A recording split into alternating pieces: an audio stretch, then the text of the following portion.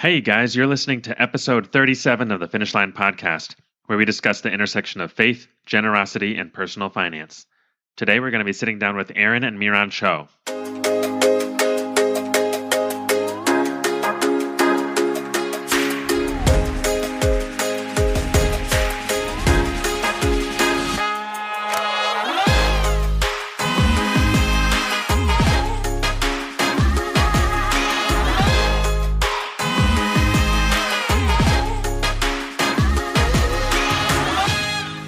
All right, guys, welcome to the podcast. My name is Keelan, and I'm here with my co-host and brother, Cody.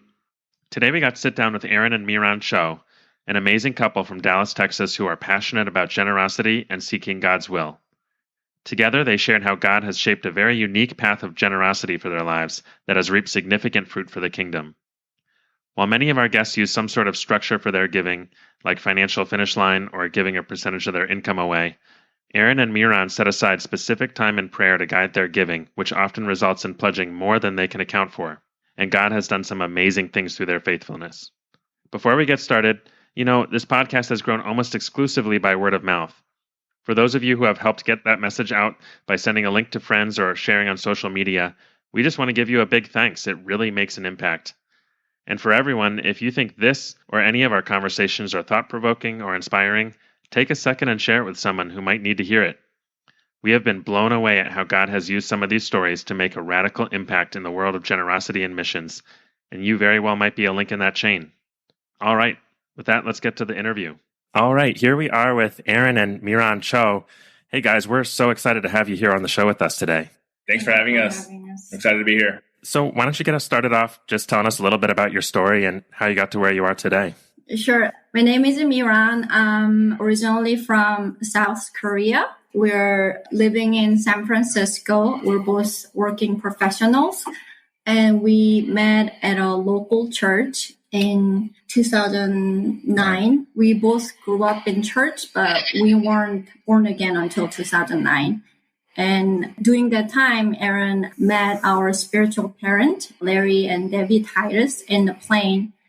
And we felt like God was telling us to move to Dallas to be close to them and learn from them. So we got married in 2012. And a month after we got married, we just packed our stuff and then we moved to Dallas. And it has been a tremendous blessing for us. And now I'm a stay-at-home mom with two boys. We have Ezra and Joshua. Ezra's 6 and Joshua's 3. And we've been married for 9 years now. Yeah. So as Miran mentioned, I met my spiritual dad who kind of changed a lot of things in our life and our trajectory as a married couple and as parents.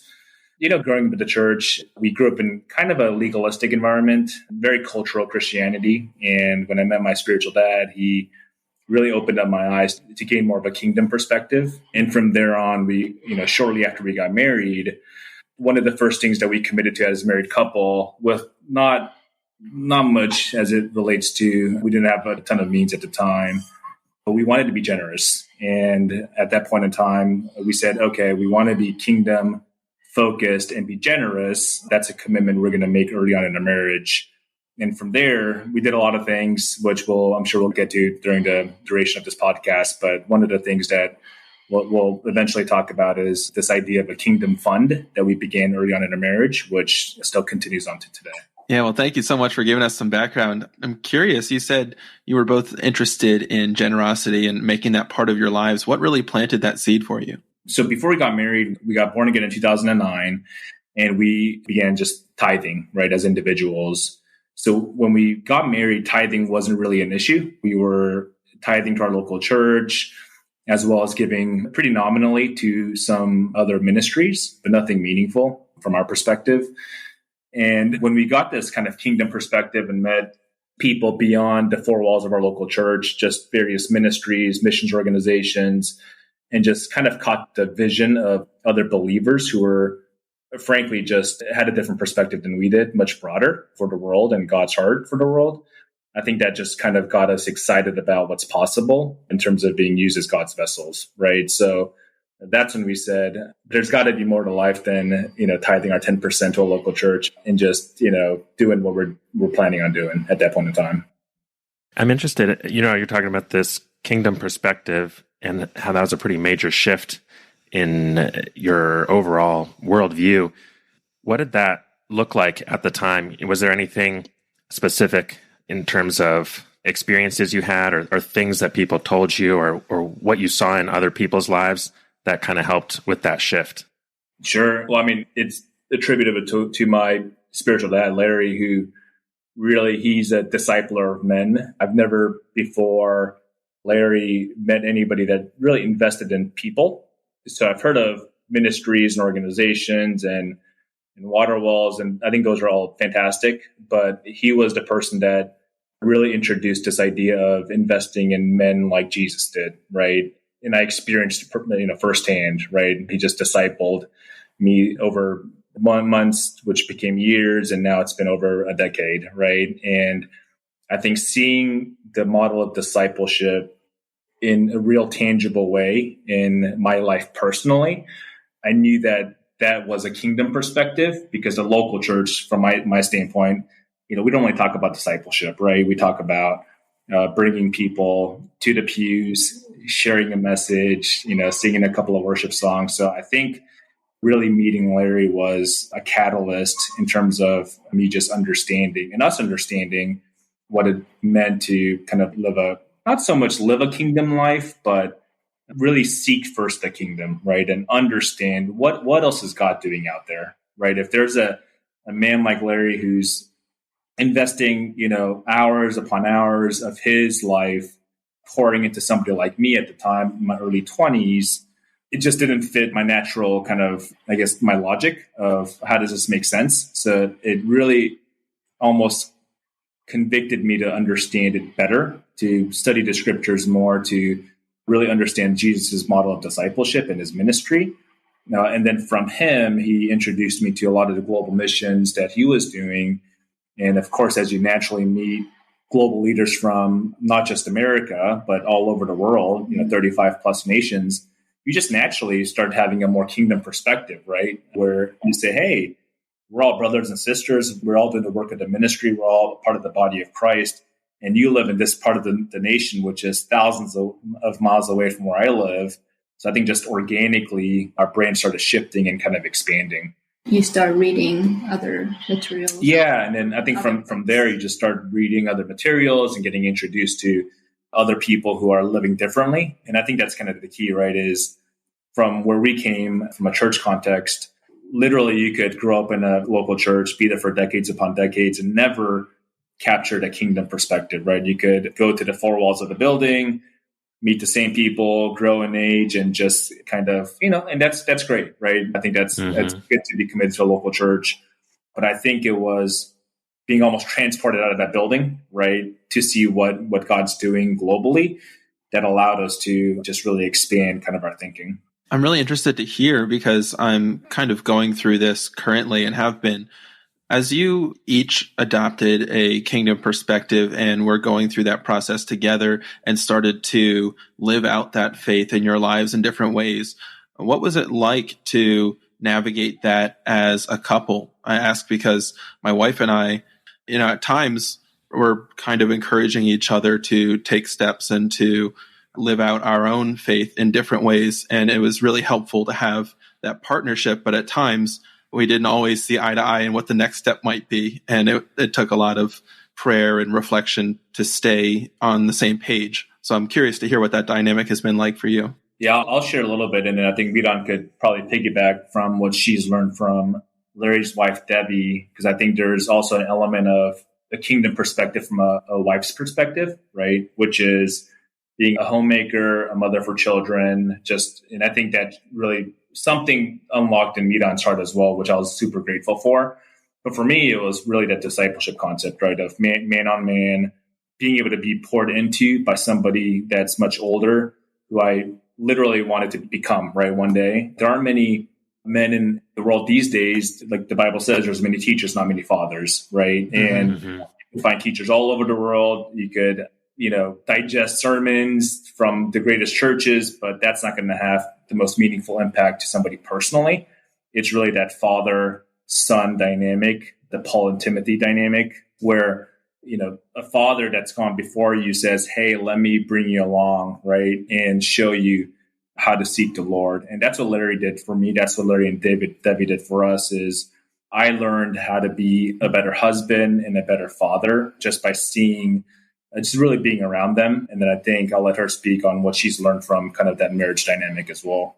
It kind of came as a package. It wasn't just a Larry discipling Aaron. Like Larry and Debbie, they come together. And then I just saw how God designed the marriage through Larry and Debbie. Like I came from my parents are divorced, so broken family, and Korean dad's very chauvinistic. So I didn't, even though they were Christian, I didn't see any healthy marriage model. But when I first saw them, wow, marriage can be like that. They can honor each other. They can love each other. And being a housewife shouldn't be dismissed, how this culture is all glorifying career over marriage, education over your children. But I saw in Debbie, what a mother can bring to the table, what wife can do to release and honor the husband. And through that, I can be released. So it was like a win-win deal for me. And I didn't understand that before because that's not what culture and that's not what school's teaching you. But when I saw that in real life, I was like, oh, I want that. I want to have that in my marriage as well. So, more time he spent with Larry, he became better husband. So I was like, go spend more time with Larry. And then he can come home and be a better husband.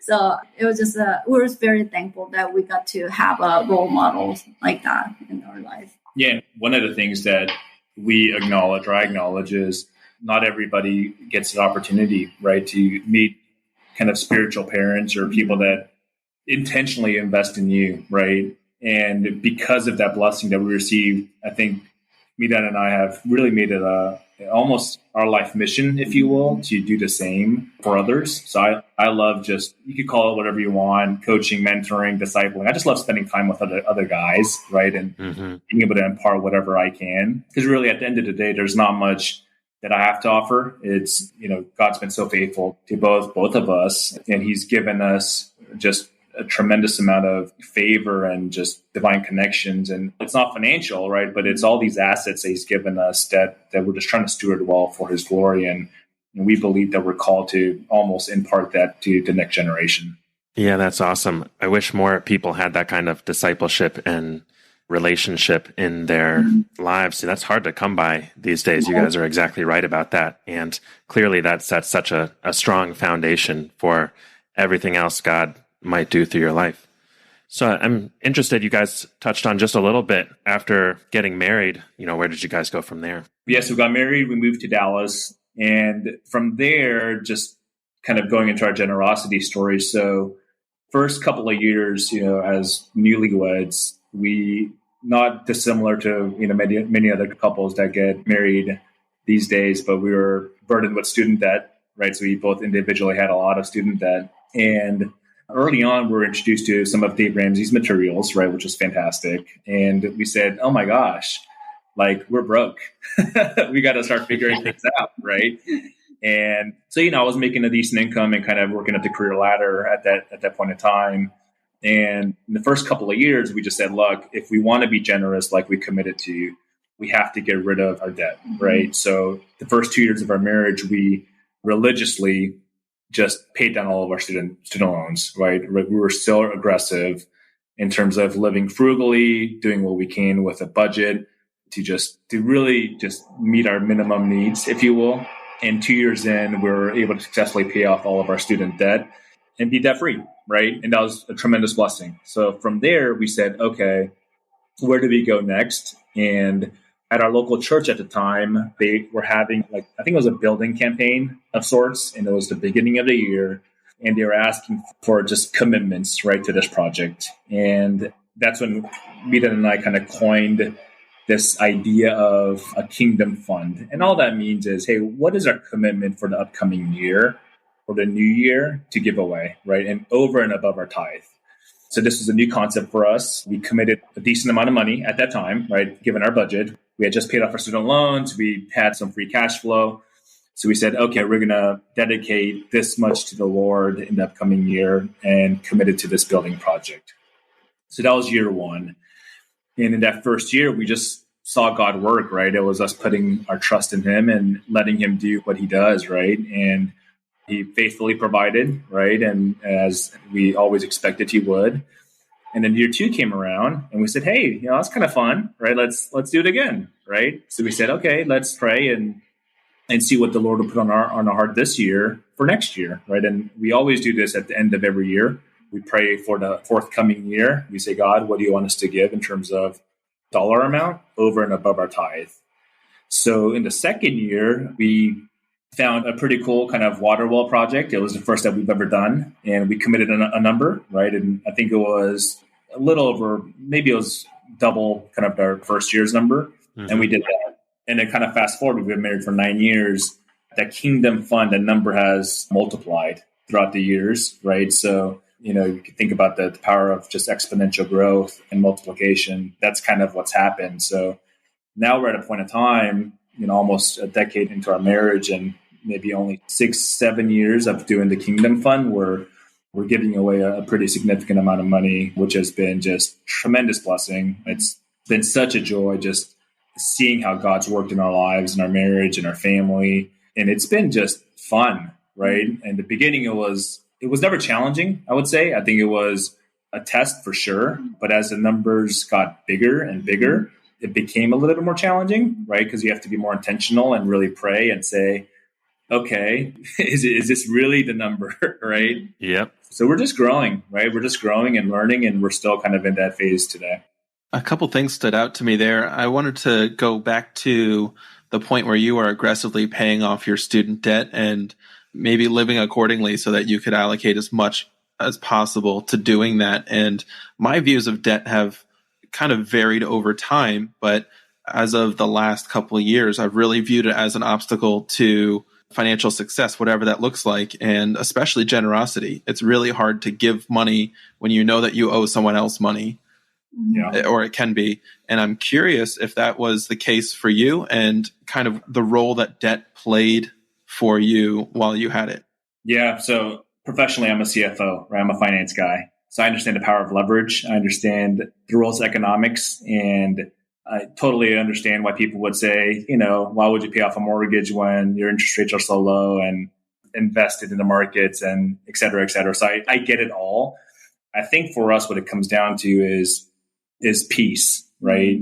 And freedom. And I think that's what the world oftentimes they don't understand or they don't get, right? Is, Cody, to your point, going to bed at night, knowing that you owe somebody something, of course, you're going to always struggle, right? It's going to be this constant struggle of, God, do you want me to be a good steward and pay this person off? You said, don't be a slave to the lender, or do you want me to be generous? But when you're debt free, you just ask God, what do you want me to do? Mm-hmm. Right? Who do I give to you? What do I give to you? And you just have this freedom in your spirit and in your heart where you're not discussing with the Lord the world's economics and, the things that you should be doing to be a good representative in this world and paying off student loans and all these things which are good. So I think for us, it's just peace and freedom, because when you're debt free, you don't worry about tomorrow, right? And I think for us, that's what it comes down to is, our lives could be taken away from us any minute, right? Any second, right? And do we really want to be in a place where we weren't able to maximize our impact because we owed the government or owed somebody or some entity money? I think that's where we said, hey, yes, in a 30-year horizon, 10-year horizon, we can make a lot more money. We could invest it in the markets and accrue interest and accrue dividends and get some returns and be generous at that point in time. But, tomorrow's not guaranteed, right? So is there anything you would add to? I think there's two things that really helped us to have a freedom was the being debt free and then have a set aside for Kingdom Fund. So we fund that account before we do anything else. So when God said give, we don't have any obstacles. Like we already have a fund and then we don't have any debt. So when God said, write this check down and send it to this person, we don't have to say, oh, but God, I have to pay off this debt, or, I don't have money in my bank account. I already have it. God already provided. So that's been a huge blessing for us, not to even think about how to bless other people or how to give their money away, because we don't have any obstacles doing that. So that was like a big decision for us to be generous. Those two steps were really big things for us. Yeah, I had another question about that Kingdom Fund. I thought it was so interesting that you said you established it the first year, and the second year, roughly, you doubled the amount that you wanted to give away.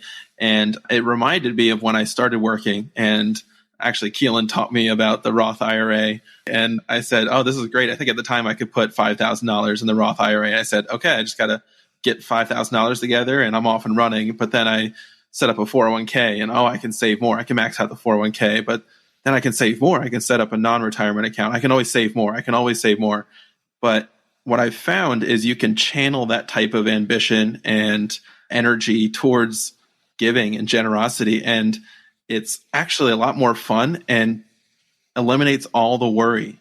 You don't have to worry so much about how is that performing in my account? Am I choosing the best investments and all that kind of thing? You do that up front, and then you trust your partners to invest in the kingdom. You trust God to use that money as he will. And I just love to hear your experience with giving versus saving. Yeah. So our Kingdom Fund, we commit to a number that we feel like God's telling us to commit to for the next year, even if it doesn't make sense in our budget, right? And this is where it gets really fun, but also could be a stretch or a challenge for us to really trust God. Because it's one thing to say, God, I trust you for this upcoming year, and I'm going to give this much. And in your mind, your income will cover it. It'll be fine. It's coming out of discretionary kind of funds and free cash flow, right, from the Cho bank account. And that's an easy commitment to make. But what we try to do is really pray about it, right, and ask God, help us not to think about our budget. Help us not to think about our income, because I could lose my job tomorrow. I could, whatever, anything could happen, right? Just, please guide us and help us to hear from you and commit to what you want us to do, right? And many times what has happened over the last few years is just amazing miracles, right? So like we'll commit a number for the forthcoming year, and all of a sudden it's February or March, and I get some unexpected massive bonus at work, and Kingdom Fund's fully funded, right? Or every single year. Yeah, or some ridiculous, tax refund that it just doesn't make sense. Or just things happen where just money shows up, and God provides the money for his bank account. That's how we view the Kingdom Fund, right? It's all he wants from us is the yes, that we'll do it. If the money shows up, we will put it aside in a different bank account. That's all he wants from us. And then it's up to him to provide, right? And when he provides, we literally just transfer the funds, and we build up that fund until it gets to that number. And, there are years where if we don't have that massive kind of miracle bonus, then we actually budget it in the upcoming year, right? Out of my biweekly paycheck, we say, hey, our number for this year is X. Let's do that divided by 26 pay periods. See what that is, and we're going to budget our lifestyle around it, right? But we will always make the Kingdom Fund a priority certainly before spending. But to answer your question, Cody, so we absolutely prioritize. We try to the best of our ability to prioritize the Kingdom Fund and giving over saving, because there's a lot of things to save for, right? Just put it that way. There's children's college education accounts. There's a mortgage, right? There's retirement and a lot of things. And frankly, we don't know what the numbers are going to be, right? I mean, college education today is not going to be what it is 15 years from now when my kids are going to college. So yes, we should be prudent and be responsible, but we're of the mindset of, why would we be saving for something that's kind of almost unpredictable from an amount standpoint, right? And not even know what God's calling our kids to, when we can absolutely give to what God is absolutely calling us to today, right? So, with that said, we're very responsible. We have saved a very sufficient amount for retirement, through my work. I do a lot of the financial planning stuff that Miran doesn't even know about. So a lot of our kind of pre-tax dollars, right? So I'm maximizing our 401k at work to take advantage of the matching. If we have excess funds after funding the Kingdom Fund, then we'll contribute to our kids' education fund as well. So we're pretty thoughtful, we try to be, but are we fully funded and saved for all the things that we have to be saved for? No, and that's not our intent, right? We could be, if we wanted to, in a year or two, be fully funded for everything that we wanted our kids to do and to inherit or whatever the case may be and to go to college debt-free. But I would rather plan on working for the rest of my life, which I intend to do anyways, and be extravagant givers along the way so that we never have a regret if life doesn't go as planned. One of the things that I love about your story and kind of the system that you guys have built around is just how much it relies trusting on God. And that's one of the things I love about this podcast is we just get to hear story after story after story of people who are trusting their lives to God, that He will figure out the details if they leave their yes on the table.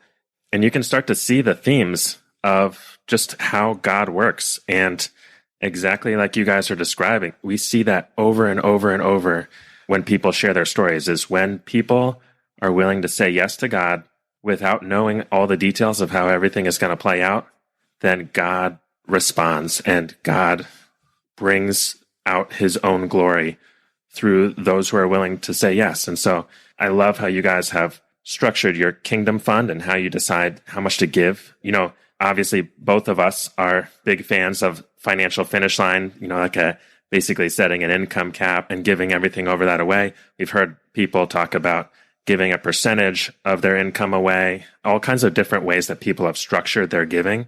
But I think one that's unique in what you guys are doing is it's a constant back and forth with God. It's easy, and this is true of finish lines, it's easy to kind of accidentally filter God out of it. You've made your decision up front, I'm going to do this. And then you don't have to talk it through with God on a regular basis. But what you guys are doing is constantly coming back to Him and inviting Him into your lives and to see what He might do. I'm curious, as your giving has increased over the years, how has the complexity of how you give or what you give to changed over that time? Obviously, there's more considerations that start to come up when you start giving on higher levels. I'm interested in how that has played out for you guys. Yeah, I'll go first, and maybe we can talk about where we give to and what we give to. So it hasn't gotten that complex. I would say it has changed a little bit, our giving strategy. So a couple of years ago, when the giving amount just became a more meaningful and large sum, obviously we just started doing more research, and by God's grace, just started meeting people in various circles and, just to learn and see what people are doing and how God's using them in this movement around generosity. And that's when I got introduced to impact investing. So we, 2.5 years ago, became very active in terms of impact investing, utilizing donor advice funds, because we saw it as a way to really multiply our impact and our giving, as opposed to having this kind of one-time impact where you give to a project, which I think is always great, right? And we still do that. But this idea of investing in a kingdom-oriented company, if you will, where human flourishing is a priority, right? And from there, jobs are created, and from there, people's lives are changed, and from there, maybe they commit their lives to Jesus Christ as Lord and Savior, right? So I think that's probably the most complex it's gotten for us, is kind of this idea of impact investing into companies.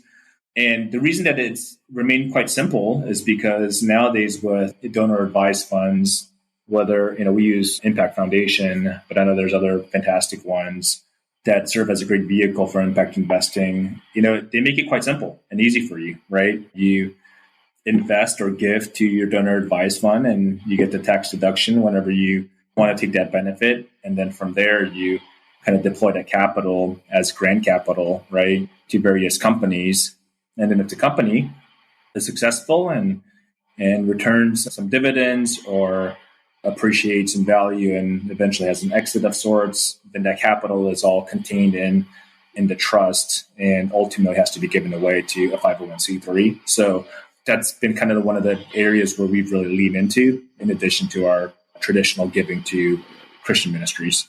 And even for that, we are very intentional about investing in companies that are very gospel focused. And then even if they might not give you good return, it's gonna impact people and share gospel. And if it's gonna help other people, we give money to those companies. Yeah, there's a lot of, in the world of impact investing, which admittedly I'm a newbie, right? But there's a spectrum of companies that it really ranges, right? So you got companies that are kind of impact companies. Maybe you have a Christian CEO.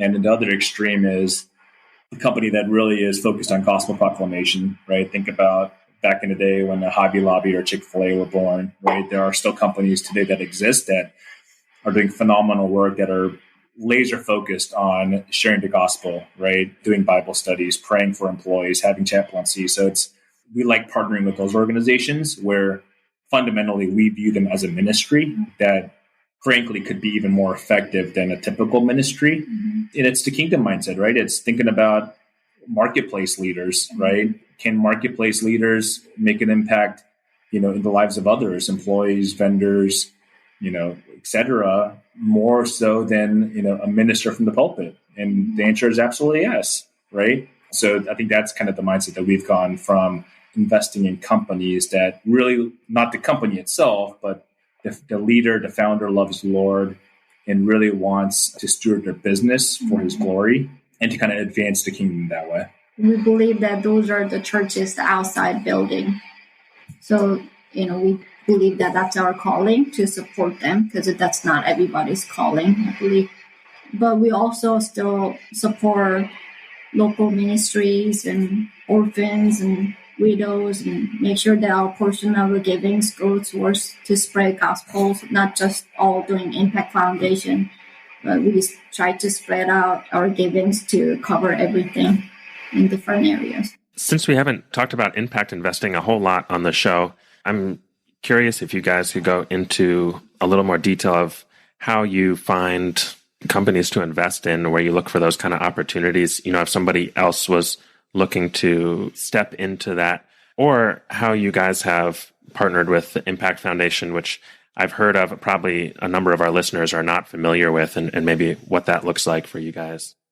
Sure. I mean, there's a lot of great donor advised funds. National Christian Foundation, I know, has been on your show, and Impact Foundation. So a couple of resources that I was introduced to 2.5 years ago that really helped me learn and grow and develop just my understanding in this area is one, Faith-Driven Investor. It's just a franchise.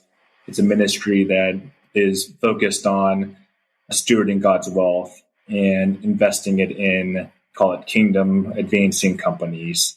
So that's just a curated movement that is really educational. And then for us personally, I got involved 2 years ago in a group here locally in Dallas, which is now national, called the Ambassadors Impact Network. We are a faith-driven angel investing network. We have, I want to say, close to 50 members. And these are like-minded, kingdom-oriented investors who, are accredited investors that just want to steward God's money well and invest in companies. So our network, we share diligence. There's deal flow that goes through that process with Ambassadors Impact Network, where we source deals and then we vet them as a network. We share due diligence, and then ultimately investments are made directly as angel investors. So that's kind of the mechanism that we've leveraged for our family. And then from there, the actual funding of the investments, we've leveraged the Impact Foundation. But there's a lot of other great funding mechanisms as well, but that's the one that we chose.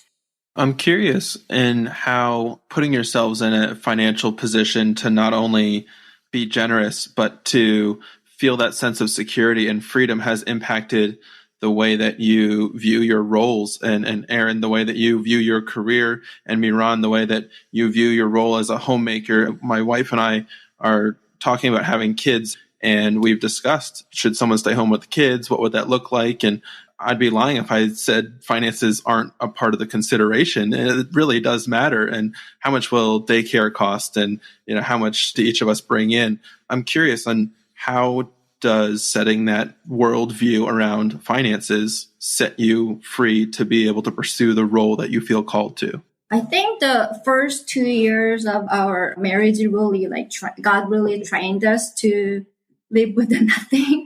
When we tried to pay off student loan, that's when we didn't have a kid. So I would say we had energy and time to really just kind of train ourselves to be good stewards of whatever God was given to us. So we knew that we could work with whatever budget that God gives us for whatever that time season is. So our mindset is Aaron can lose his job tomorrow, anything can happen, but can we survive with that no income or whatever is like a less income? Yes, of course, because, we know that we've done it. We've already gone through that time. So I think that we just don't have the fear of, how are we going to get through this? Like, how are we going to do this without another income? I think we kind of went over that fear of not having to have another income or not having much resources.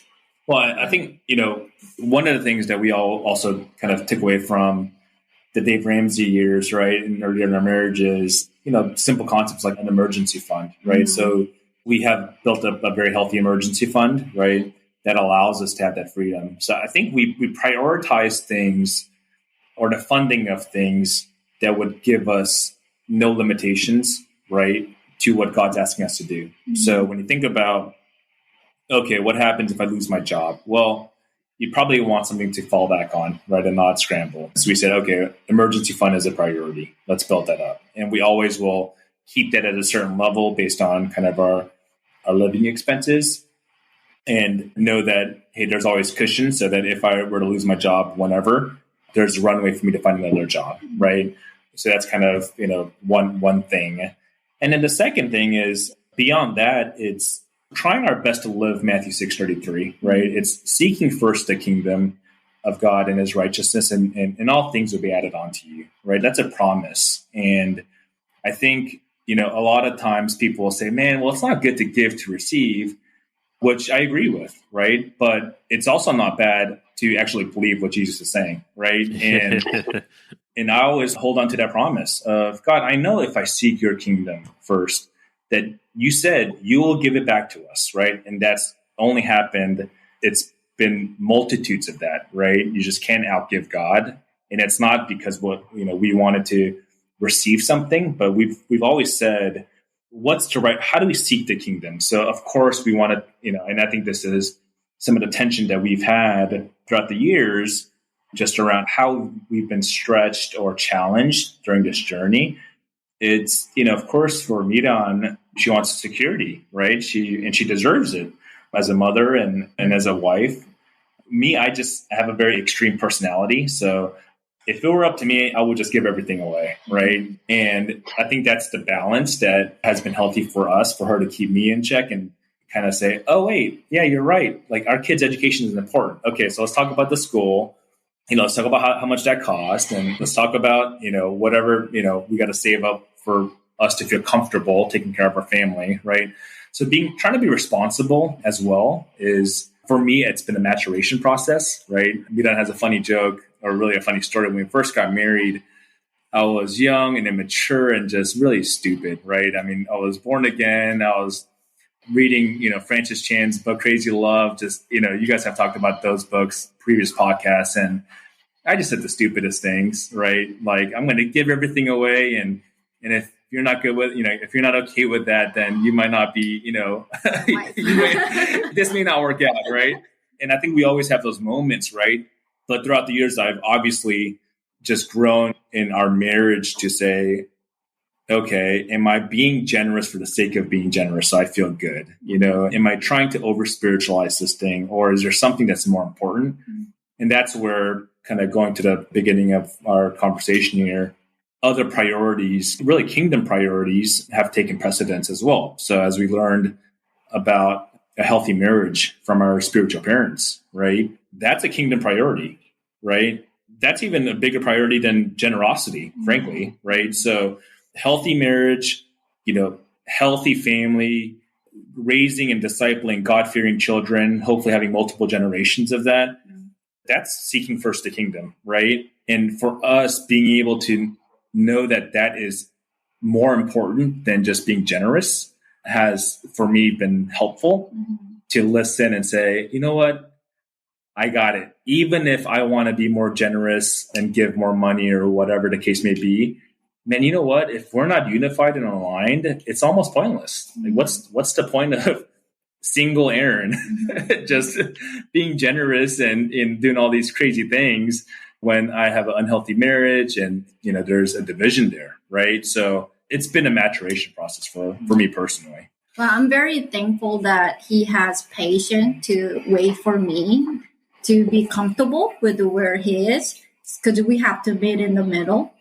So he never forces his own way. He always, okay, this is my idea, but if you don't feel comfortable, I understand. You can pray about it and we can talk about it later. And then he doesn't force that. And I really appreciate that. And God really talks to me separately. And then when I feel comfortable with whatever that number is or whatever the percentage is, we come together and then we only give when we both feel peace about it. So it's been a learning process, but through this process, I feel like our marriage is getting stronger too.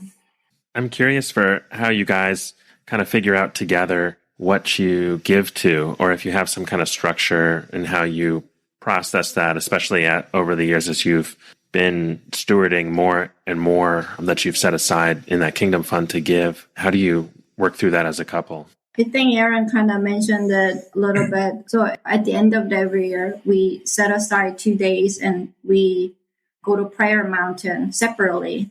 And then we just spend all day just praying and spending time with God. And during that time, we ask God how much we should give away for the following year for the kingdom fund. And then we come together and then we talk about it and then make sure we're aligned and we feel peace about it. And that's pretty much how we do everything. Like we pray separately and then we come together and then see if we're in agreement. And if we're not in agreement, then we go separate way and then pray more.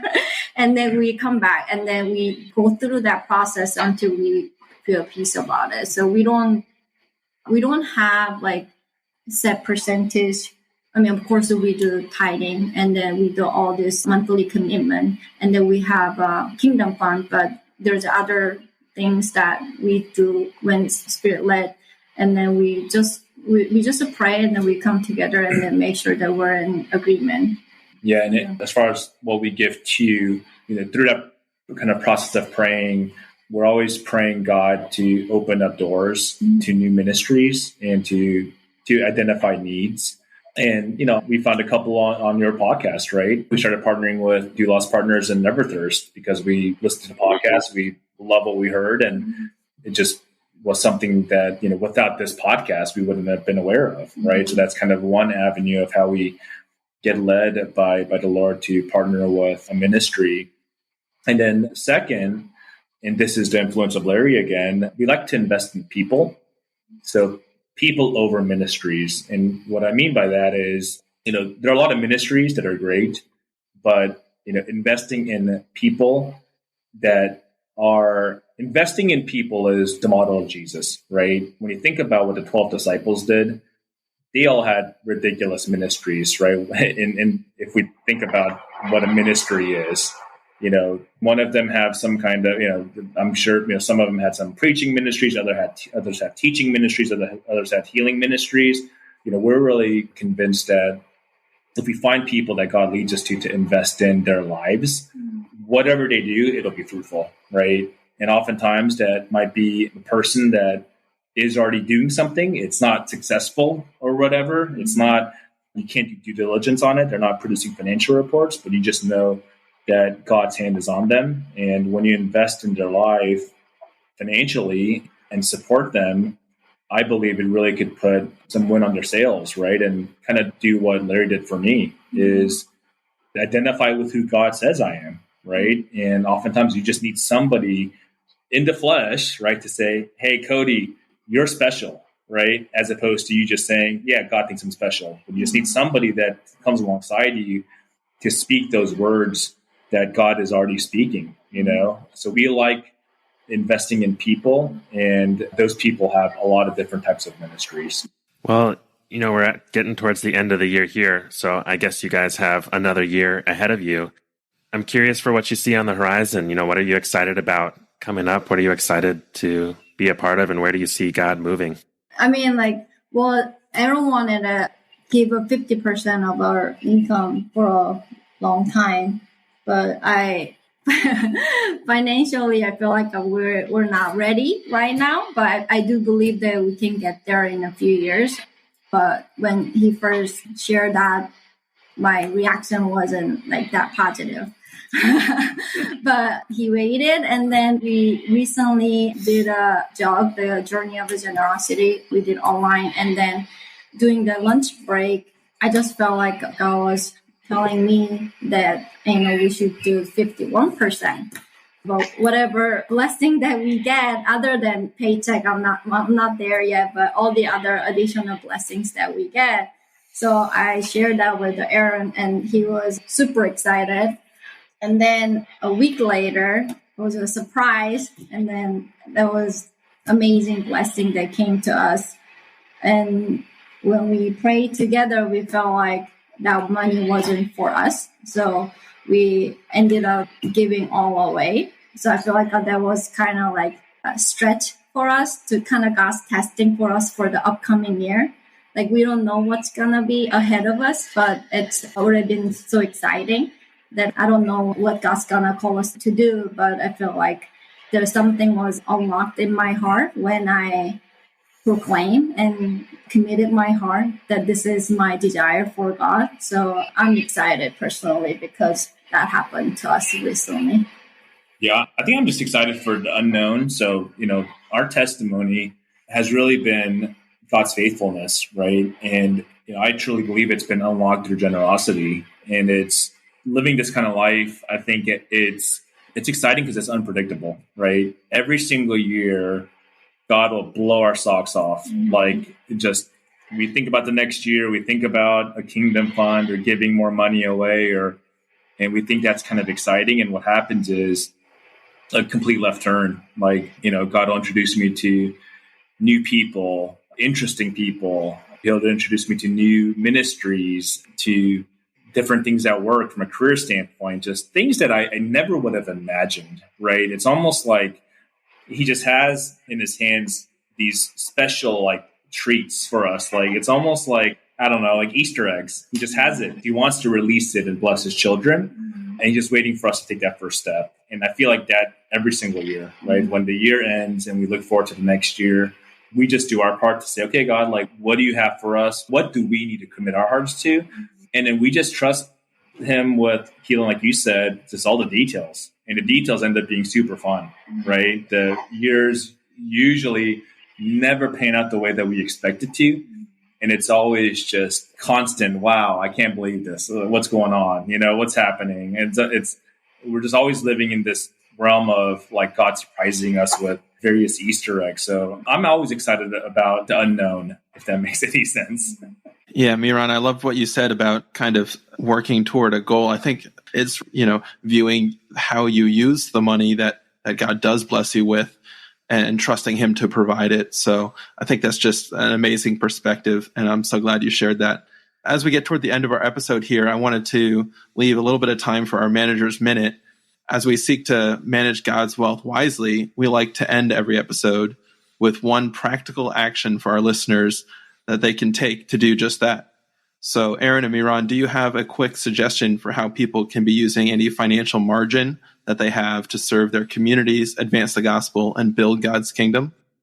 Yes, so I think probably not a surprise. Just this idea of, it's not a kingdom fund, but just this idea of setting in your heart money aside that you don't have, right? And committing that would be our recommendation, right? So you could call it a kingdom fund, you could call it, money set aside for giving next year, or whatever you want to call it. I think it's a way that you can really put God first and trust him, right? And it's, Matthew 6:21, right? It's for where your treasure is, that there your heart will be also, right? It's saying, God, here's my treasure and I'm going to commit it to you. And then trusting him with all the details and just letting him work in your life, I think would be a recommendation. It doesn't have to be big. It doesn't have to be big. It doesn't have to be big, but not budgeting it, right? In a traditional way I think budgeting giving is great. It's important. But if there's an amount kind of beyond your tithe and beyond maybe monthly recurring donations that are in your budget, just something special that you're setting aside and saying, God, this is your money, and freely telling me where to use it and how to spend it, I think some really cool stuff will happen in your lives. Yeah, I love that. And I mean, you're just giving God free reign to do all kinds of crazy stuff in your life. And clearly that's what he's been doing in your guys' lives. Well, Aaron and Miran, thank you so much for joining us today. This has been a true blessing for us. And I'm so excited to see what God has in store for you. Clearly, it just gets more and more exciting every year. Thank you guys for having us. Yeah, thanks for the work you guys do. It's awesome. Appreciate you guys. Hey, thanks so much for listening to the show, guys. If you have questions about setting a financial finish line, the Finish Line movement, or anything else you heard on the show today, we would love to hear from you. And now I have a quick question for you. Do you know anyone who is living a life filled with generosity, purpose, and mission? If so, we would love to talk to them. They don't need to have a financial finish line, and they don't have to have all the answers. They just need a heart to steward God's wealth to the best of their ability. If you know someone like that, we would be honored if you would connect us. You can reach us on Instagram at Finish Line Pledge, through our website at finishlinepledge.com, or by email at hello@finishlinepledge.com, and we'll get back to you soon.